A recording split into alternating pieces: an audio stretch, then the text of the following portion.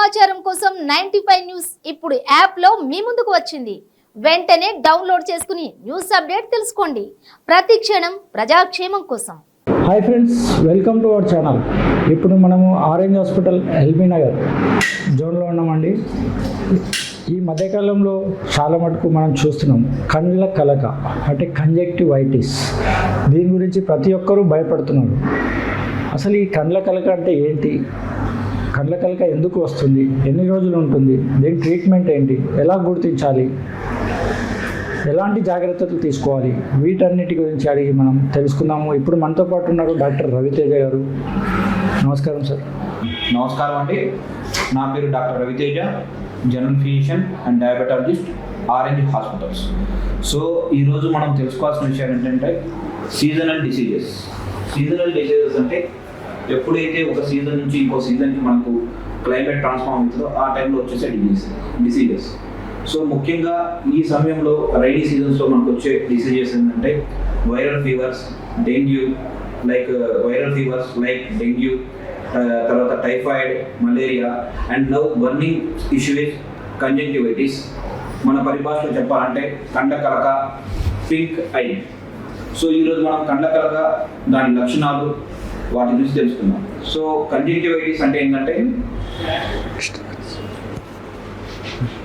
Conjunctivitis దాన్నే pink I అంటారు, మన పరిభాషలో కండ్ల కలక అంటారు. దాని లక్షణాలు, దాని తర్వాత ప్రివెన్షన్, ట్రీట్మెంట్ గురించి మాట్లాడదాం. లక్షణాలు ఎలా ఉంటాయంటే సోలిడ్ ఐస్ అంటే కళ్ళ వాపు, రెడ్ ఐస్ అంటే కళ్ళు ఎర్రగా మారటం, తర్వాత నొప్పి, పెయిన్, దాని తర్వాత కళ్ళ నుంచి నీరు రావటం, వాటరీ ఐస్, ఇలాంటి లక్షణాలు ఉంటాయి.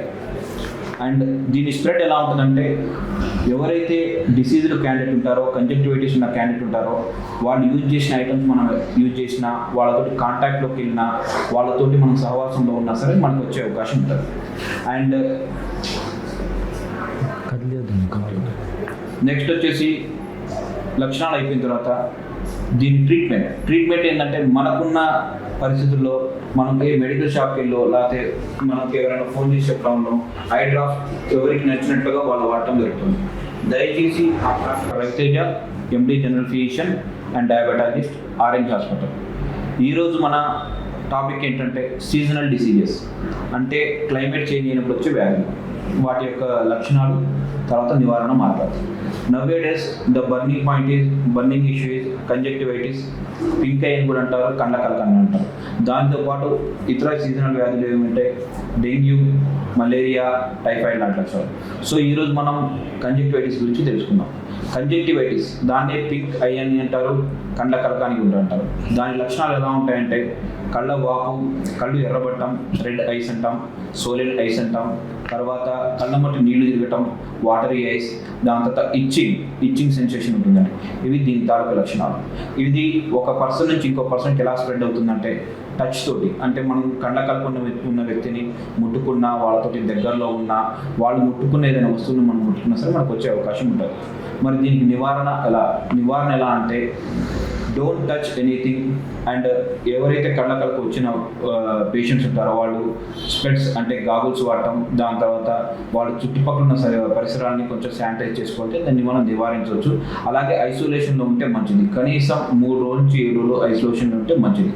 దాని తర్వాత ట్రీట్మెంట్, దీనికి ఎలా పడితే అలా ఐ డ్రాప్స్ వాడకుండా మీకు తెలిసిన డాక్టర్ని కానీ, లేకపోతే ఆఫ్థాల్మాలజిస్ట్ని కానీ, జనరల్ ఫిజిషియన్ కానీ మీరు కన్సల్ట్ అవ్వగలిగితే వాళ్ళు దానికి కావాల్సిన ట్రీట్మెంట్ సరైన పద్ధతిలో చేసి దాన్ని తగ్గించే అవకాశం ఉంది. డాక్టర్ గారు, కండ్ల కలక గురించి చాలా బాగా చెప్పారు మీరు. కాకపోతే కొన్ని డౌట్స్ ఉంటాయి చాలామందికి. అంటే ఇప్పుడు కళ్ళ కలక వస్తే రెడ్నెస్ అవుతుంది, ప్రతి రెడ్ అయ్యి అంటే నిద్రపోయి లేచినా కూడా, కొంచెంసేపు బయట తిరిగినా కూడా కొంతమందికి చిన్న రెడ్ అవుతుంటాయి ఐస్. అవన్నీ టెంపరీ. అయితే ప్రతి ఒక్క రెడ్ అయ్యి కండ్ల కలక మనం చూడొచ్చా కంజక్టివైటిస్ లాగా? ఒకవేళ కండ్ల కలక వస్తే తీసుకోవాల్సిన జాగ్రత్తలు అంటే ఇలా రుద్దుకోవడం అనేది చేస్తుంటారు కదా, వెంటనే అలా చేయొచ్చా? మంచి క్వశ్చన్ అడిగారండి. దీంట్లో ఏంటంటే ప్రతి రెడ్ ఐ కండ్ల కలక కాదండి. రెడ్ ఐస్తో పాటు ఇతర లక్షణాలు లైక్ పెయిన్ అంటే నొప్పి ఉండటం, ఇచ్చింగ్ అంటే మనకు కొంచెం దురద పెట్టడం, ఇలాంటి లక్షణాలు ఉండి దాంతోపాటు కొంతమందికి ఫీవర్ కూడా ఉండే అవకాశం ఉంటుంది. దాంతోపాటు ఎక్కువ నీరు కారే అవకాశం ఉంటుంది. అలాంటప్పుడు అంటే రెడ్ ఐస్తో పాటు మిగతా లక్షణాలు ఉంటే దాన్ని అప్పుడు మనం కండ్ల కలకలాగా పరిగణించవచ్చు. అలాగే మీరు ఇంకో క్వశ్చన్ అడిగారు, తగు జాగ్రత్తలు ఇంకేమైనా తీసుకోవాలండి. ఇప్పుడు జనరల్గా ఎలా ఉంటుందంటే అండి, మన ఇంట్లో చాలామంది చిన్నపిల్లలు ఉంటారు. సో ఎప్పుడైతే మనకు ఇచ్చింగ్ ఉంటుందో కళ్ళను మనం నమలటం జరుగుతుంది, కళ్ళను మనం తుడుచుకోవడం జరుగుతుంది. అప్పుడు తుడుచుకున్నప్పుడు ఏమైందంటే అదే చేతితోటి మన పిల్లల్ని పట్టుకోవడం జరుగుతుంది. అలా చేసినప్పుడు ఏంటంటే మనకున్న కళ్ళ కలక పిల్లలకి అంటే అవకాశం ఉంటుంది. దాని తర్వాత మనం నెక్స్ట్ ఏంటంటే కొన్ని రకాల మనం వస్తువులు కండ్ల కలకు వచ్చినప్పుడు మనం వాడతాం. ఏంటంటే మనం కర్చీఫ్ లాంటివి, తర్వాత ఫొమైట్స్ లాంటివి వాడటం జరుగుతుంది. అవి కూడా వాడి అవి అలానే పెట్టేస్తే అవి వేరే వాళ్ళు ఎవరైనా సరే టచ్ చేస్తే వాళ్ళకు కూడా కళ్ళ కలకు వచ్చే అవకాశం ఉంటుంది. మూడోది ఏంటంటే అండి, కళ్ళ కలకలో మనం కాంటాక్ట్ లెన్సెస్ వాడదు. కాంటాక్ట్ లెన్సెస్ వాడితే ఏమైందంటే ఇంకా ఎక్కువ ఇరిటేషన్ అయ్యి ఇంకా కళ్ళ కనుక ప్రమాదకరంగా మారే అవకాశం ఉంటుంది. ఇది ఇంకోటండి.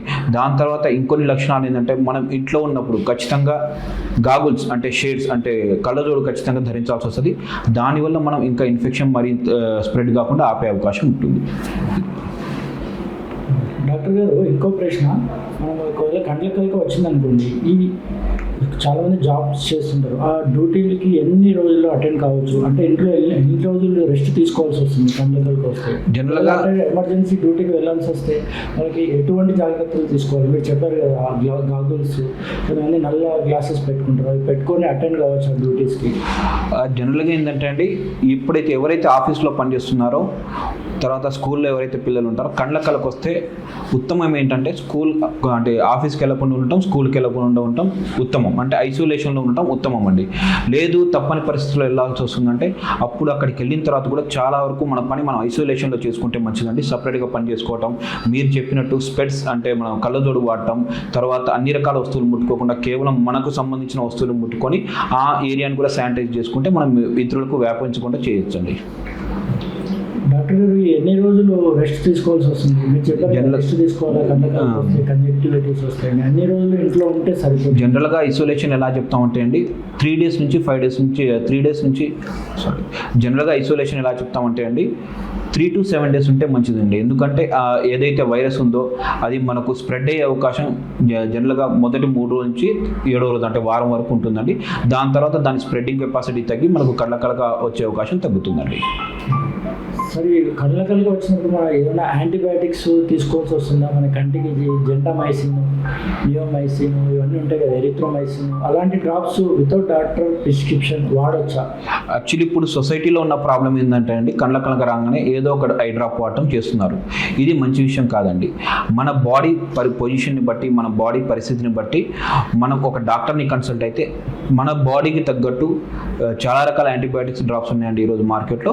మన బాడీకి తగ్గట్టు మనకు అవసరమైన రీతిలో, మనకు అవసరమైన డోస్లో వాళ్ళు సజెస్ట్ చేయడం జరుగుతుందండి. దాన్ని బట్టి వాడుకుంటే మంచిదండి. ఇది ప్రతి ఒక్కరికి ఒకటే ట్రీట్మెంట్ ఉంటుందని ఏం లేదండి. బాడీ పరిస్థితిని బట్టి అవసరమైన డ్రాప్ని నిర్ణయించి ఆ అవసరమైన డ్రాప్కి తగు రీతిలో వాడటం జరిగితే మంచిదండి. కన్సల్టేషన్ తీసుకుంటే చాలా మంచిది.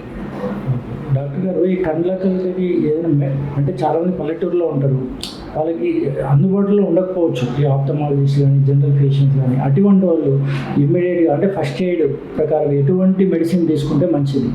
జనరల్గా అంటే ఈ కళ్ళ కలక ఏంటంటే ట్రీట్మెంట్ చేసినా చేయకపోయినా కళ్ళ కలక వారం రోజులు తగ్గిపోతుందండి. కాకపోతే ఏవైతే ఇచ్చింగ్ ఉంటుందో, ఏదైతే రెడ్నెస్ ఉంటుందో అది తగ్గడానికి కొన్ని రకాల జనరల్ డ్రాప్స్ దొరుకుతాయండి మనకు. వాటిని రిఫ్రెష్డ్ ఇయర్స్ అని అంటారు. వీటిలో యాంటీబయాటిక్ ఏమి ఉండదు, జస్ట్ మన కళ్ళల్లో కొంచెం ఏదైనా ఇరిటేషన్ లాంటిది ఉంటే తగ్గిస్తుందండి. దాంతోపాటు కొన్ని రకాల యాంటీహిస్టమిన్స్ ఉన్నాయండి, ఆ యాంటీహిస్టమిన్స్ మందులు వాడితే సరిపోతుందండి. దాని తర్వాత యాంటీబయాటిక్ డ్రాప్స్ వాడాల్సి వస్తే దయచేసి డాక్టర్ని కన్సల్ట్ చేసిన తర్వాత మాత్రమే తీసుకుంటే మంచిదండి. చాలా బాగా చెప్పారండి. చూశారు కదండి డాక్టర్ గారు, డాక్టర్ రవితేజ మనకి కండ్ల కలక గురించి చాలా బాగా వివరించారు. ఎటువంటి అంటే ఈ కాలంలో వచ్చే ప్రతి రెడ్ ఐ కండ్ల కలక కాదని చెప్తున్నారు.